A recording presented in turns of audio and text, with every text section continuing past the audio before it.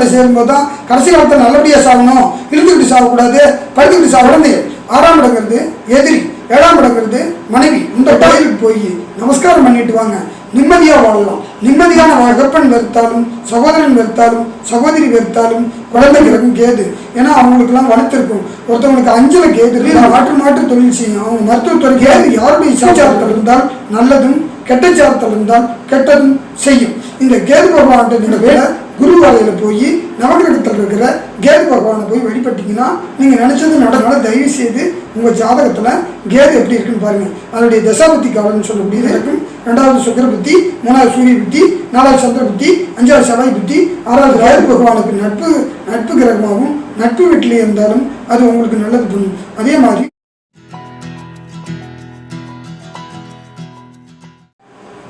நண்பர்களுக்கு வணக்கம். இன்னைக்கு உங்களுக்கு கேது தசாபுத்தி பலன். 9 கிரகத்திலேயே ஞான கிரகம்னு சொல்லக்கூடியது கேது பகவான். ஒரு மனிதனுக்கு அறிவு இருக்கலாம், திறமை இருக்கலாம், ஆனால் ஞானம் இருந்தால் அவனே உயர்ந்தவன். இந்த உலகத்தில் தாய், தகப்பன், சகோதரன், மனைவி, குழந்தைகள் இதெல்லாம் மீறினது தான் ஞானம். ஞானக்காரகன் கேது.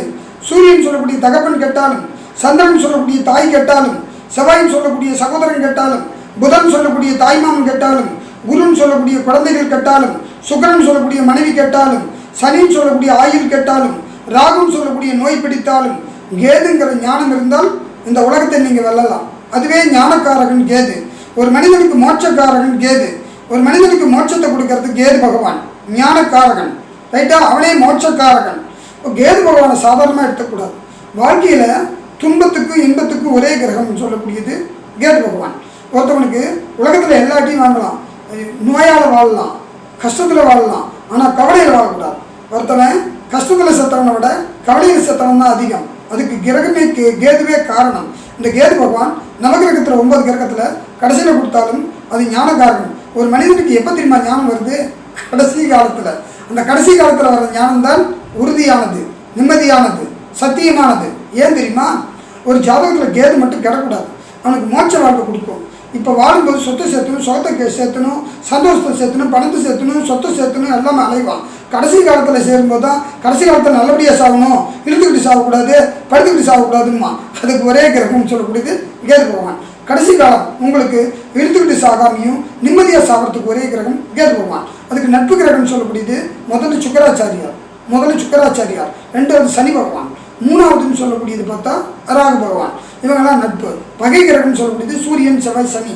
ராகுக்கும் கேதுவுக்கும் இடம் கிடையாது. இந்த கேது பகவான் உச்சம் பெற இடம்னு சொல்லக்கூடியது பார்த்தா விருச்சிக ராசியில் கேது பகவான் உச்சம் பெறுவார். உங்களுக்கு கடைசி பிறவின்னு ஒன்று சொல்கிறதுக்கூடியது என்னென்னா, கேது 12ஆம் இடம் தான் மோட்சஸ்தானம். ஜாதகத்தில் 1, 2, 3, 4, 5, 6, 7, 8, 9, 10, 11, 12.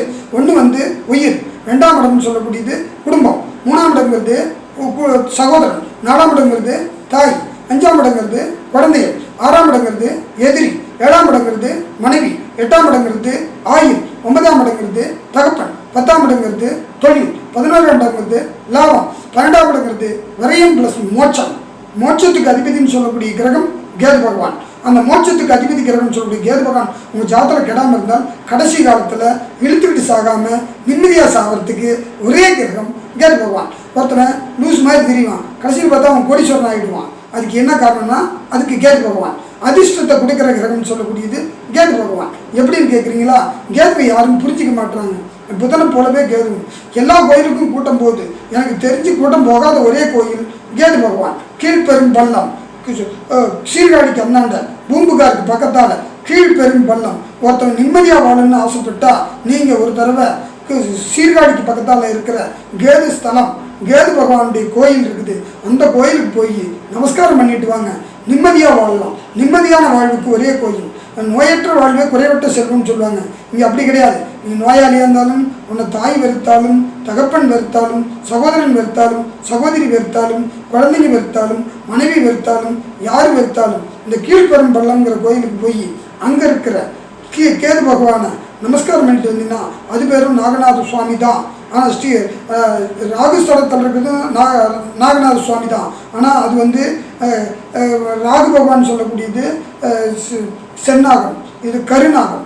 கருநாகம் சொல்லக்கூடியது உங்களுக்கு உதவி செய்யும். ஏன்னா ஞானத்துக்கு வழிகாட்டும். ஒருத்தவங்க முட்டாளாக இருக்கிறானா, பைத்தியம் பிடிக்குதா, ஒருத்தவங்க புத்தி சுவாதீனமாக இருக்குதா, ஒருத்தவங்க தெளிவில்லாமல் இருக்கிறானா, அவங்க வந்து கேது பகவான் கோயிலுக்கு போனால் அவங்களுடைய அந்த ஞானம் தெளியும், பைத்தியம் தெரியும். ஐயா ஓரளவுக்கு அறிவு இருந்தால் அறிவாளி, ரொம்ப அறிவாளி இருந்தால் மீறின அறிவாளி, அதுக்கு ஓவராக போனால் மெண்டல் ஆக்கிடும். இதுவே கேது பகவானுடைய தன்மை. கேது பகவான் உங்களுக்கு அளவோடு இருக்கணும். ஞானிகளுக்கு உகந்த பற்றற்றவனுக்கும் பரதேசிகளுக்கும் முற்றந்தோர்களுக்கும் முனிவர்களுக்கும் ஞானிகளுக்கும் உகந்த கிரகம் கேது. ஏன்னா அவங்களுக்கெல்லாம் வலுத்திருக்கும். ஒருத்தவங்களுக்கு 5ல் கேது இருந்தால் அவங்க வந்து யார்ட்டையும் ஐடியா கேட்கக்கூடாது. அதே மாதிரி லக்னத்தில் கேது இருந்தாலும் நீங்கள் யார்ட்டையும் ஐடியா கேட்காதீங்க. 10ல் கேது இருந்தால் தொழில் மாற்று தொழில் செய்யும். அவங்க மருத்துவத்துறைக்கு அனுப்புறதுக்கு வாய்ப்பு உண்டு. கேது வந்து மனநோயாளியை காப்பாற்றுற கிரகம் கேது பகவான், உடல் நோயாளியை காப்பாற்றுற கிரகம் ராகு பகவான். அதனால தான் உங்களுக்கு டாக்டர் குறியீட்டில் கொடுத்துருப்பாங்க. ஒரு குச்சி இருக்கும், 2 பாம்பு போய் சுற்றி நிற்கும். ஒன்று ராகு பகவான், ஒன்று கேது பகவான். ஒன்று சென்னாகம், ஒரு கருநாகம். சென்னாகங்கிறது ராகு பகவானும், கருநாகங்கிறது கேது பகவானும். இதுக்கெல்லாம் சாயா கிரகம். சாயா கிரகம்னா நிலை கிரகம். நிலை கிரகமாக இருந்தாலும் அது கிரகம் தன் கடமையை செய்யும். அதே மாதிரி கேது யாருடைய சாரத்தில் இருக்குதோ அதனுடைய பலாபலனை கரெக்டாக செய்யும். கேது பகவான் யாருடைய சாரத்தில் இருக்குதோ அது நட்பு சாரத்தில் இருந்தால் நல்லதும், கெட்ட சாரத்தில் இருந்தால் கெட்டதும் செய்யும். இந்த கேது பகவான்கிட்ட நீங்கள் வேண்டிக்கிறது எது வேண்டுனாலும் அது வந்து வியாழக்கிழமை காலையில் 6 to 7, வியாழக்கிழமை காலையில் 6 to 7 யமகண்டத்தில் குரு வரையில் போய் நவகிரகத்தில் இருக்கிற கேது பகவானை போய் வழிபட்டிங்கன்னா நீங்கள் நினச்சது நடக்கும். ஆனால் நல்லதை நினைக்கணும். அடுத்தவங்களுக்கு தீங்கு நினச்சா அது ஒன்றை வந்து சேரும். அடுத்தவங்களுக்கு தீங்கு செய்தால் அது உங்களை வந்து சேரும். அடுத்தவங்களுக்கு நன்மை செய்யணும்னு நினச்சி அந்த பகவானை வழிபட்டால் உறுதியாக நீங்கள் நல்லா இருப்பீங்க. இதுவே கேது பகவானுடைய அம்சம். கேது பகவான் சொல்லக்கூடியது ஒரு ஜாதகத்தில் அதுக்கு உண்டான கிரகம் நட்சத்திரம்னு சொல்லக்கூடியது அஸ்வினி, மகம், மூலம். இந்த 3 நட்சத்திரத்தில் பிறந்தவங்களுக்கு அறிவை விட ஞானம் உயர்ந்த நிலையில் இருக்கும். அறிவை விட ஞானம் உயர்ந்த நிலையில் இருக்கிறதுனால கேது பகவானே 9 கிரகத்திலையும் உயர்ந்த கிரகமாக எடுத்துக்கொள்ளப்படும். அதனால் தயவு செய்து உங்கள் ஜாதகத்தில் கேது எப்படி இருக்குன்னு பாருங்கள். அதனுடைய தசாபத்தி காலம்னு சொல்லக்கூடியது 7 வருஷம். 7 வருஷத்தில் முதல்ல கேது திசை சுய புத்தி நடக்கும். 2வது சுக்கிர புத்தி, 3வது சூரிய புத்தி, 4வது சந்திர புத்தி, 5வது செவ்வாய் புத்தி, 6வது ராகு புத்தி, 7வது குரு புத்தி, 8வது சனி புத்தி, 9வதுன்னு சொல்லக்கூடியது புதன் புத்தி நடக்கும். இந்த காலகட்டத்தில் உங்களுக்கு அந்த கேது பகவானுக்கு நட்பு கிரகமாகவும் நட்பு வீட்டிலே இருந்தாலும் அது உங்களுக்கு நல்லது பண்ணும். அதே மாதிரி உங்கள் ஜாதத்தில் 3, 6, 11 இந்த கேது பகவான் இருந்தால் உங்களுக்கு உறுதியாக நல்லது செய்யும்னு சொல்லி நன்றி, விடைபெறுகிறேன். நன்றி, வணக்கம்.